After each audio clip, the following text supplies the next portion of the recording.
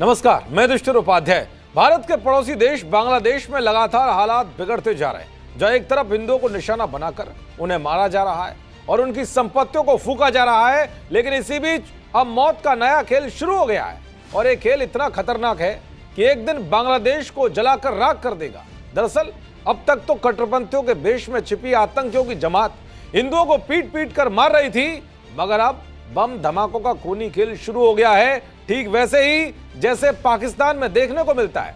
आपको बताऊंगा कि कुछ ही घंटों में एक के बाद एक बम धमाकों से कैसे बांग्लादेश दहल गया है, जिसमें हिंदू ही नहीं बल्कि मुसलमान ही मारे जा रहे हैं। ये बम धमाके किस साजिश का हिस्सा हैं, वो भी आपको बताऊंगा। दरअसल कुछ घंटे पहले ही ढाका के मोग बाजार में एक बड़ा बम धमाका हुआ था, जिसमें सैफुल नाम के मुस्लिम युवक की मौत हो गई थी और आसपास काफी नुकसान भी हुआ था, क्योंकि जो बम फटा वो एक शक्तिशाली कॉकटेल बम था। लेकिन अब एक और बम ब्लास्ट की खबर सामने आई है। राजधानी ढाका के पास एक मदरसे में जोरदार धमाका हुआ है।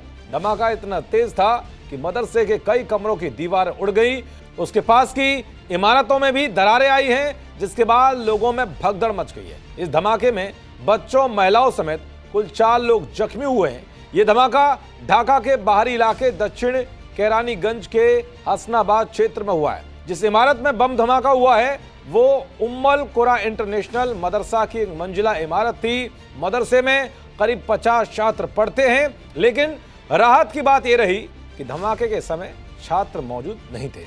मदरसे की इमारत से देसी बम जैसे कॉकटेल, रासायनिक पदार्थ और बम बनाने से जुड़ा सामान बरामद हुआ है। ये इमारत पिछले 3 साल से किराए पर थी। पहले इसे मुफ्ती हारून ने किराए पर लिया था, बाद में उसने मदरसे की जिम्मेदारी अपने साले अल अमीन को सौंप दी थी। उसी समय से यही लोग मदरसे को चला रहे थे। कहा जा रहा है यहां से किसी बड़ी साजिश रचने का प्लान बनाया जा रहा था। वैसे भी बांग्लादेश के मदरसों से बम और विस्फोटक सामग्री मिलने की घटनाएं सामने आती रहती है, लेकिन अब जब बांग्लादेश हिंदू विरोधी दंगों की आग में जल रहा है, तो ऐसे में बम ब्लास्ट और बम मिलने की खबरें काफी चिंताजनक हैं, जो बताता है कि बांग्लादेश का माहौल कितना खराब हो गया है कि अब बम धमाके ही शुरू हो गए हैं। तो वहीं 2 दिन पहले जो बम धमाका हुआ था, इसके पीछे की वजह भी पूर्व प्रधानमंत्री खालिदा जिया के बेटे तारिक रहमान की बांग्लादेश में एंट्री से जोड़ा जा रहा है। कहा जा रहा है कि यूनुस और जमात इस्लामी नहीं चाहते कि तारिक रहमान पीएम बने, इसलिए लोगों के बीच दहशत फैलाने के लिए बम धमाके का खेल शुरू कर दिया गया है, जिससे कि चुनाव ना हो सके और यूनुस ही सत्ता पर काबिज रहे।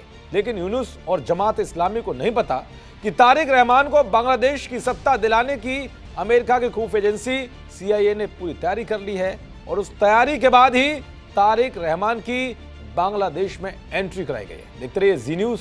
नमस्कार।